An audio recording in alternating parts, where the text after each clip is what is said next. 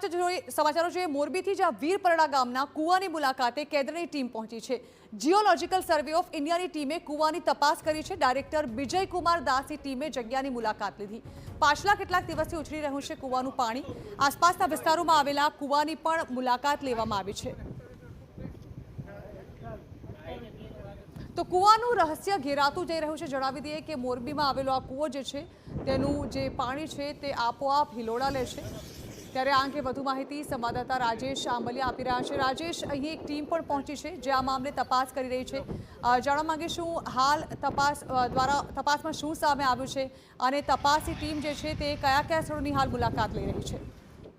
જે રીતે એક અઠવાડિયાથી મોરબીના જે વીરપડા ગામ છે ત્યાંના જે કૂવાનું જે પાણી છે જે હિલોડા લઈ રહ્યું છે ને જે સમગ્ર દેશમાં જેની ચર્ચાઓ હાલ થઈ રહી છે તેની તપાસ માટે આજે જીઓલોજીકલ સર્વે ઓફ ઇન્ડિયાની એક ટીમ આવી હતી ને તેણે સર્વે હાથ ધર્યું હતું।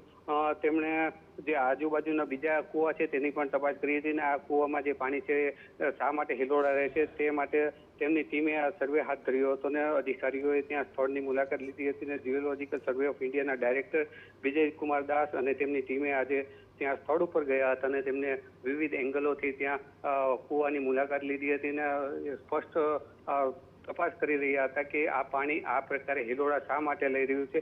પરંતુ હાલ તેમને આ અંગે કશું મીડિયા સમક્ષ કહ્યું નથી કે તેઓ આ સર્વે દરમિયાન શું વસ્તુઓના સેમ્પલો લેશે, શું કરશે એ માહિતી તેઓ બાદમાં જ શેર કરશે। પરંતુ હાલમાં તેમની જે ટીમ છે તેમણે વિવિધ પ્રકારના સેમ્પલો હાથ ધર્યા હતા।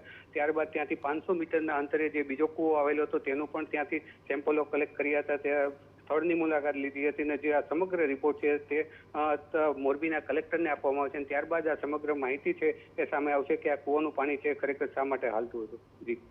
જી બિલકુલ, આભાર રાજેશ। તો હવે આ મામલે તપાસ કરવામાં આવી રહી છે। આ તપાસ કર્યા બાદ થોડા ઘણા અંશે આ બાબત પરથી પડદો ઉચકાશે કે આખરે આ કૂવાનું પાણી જાતે કેવી રીતે હિલોડા લે છે।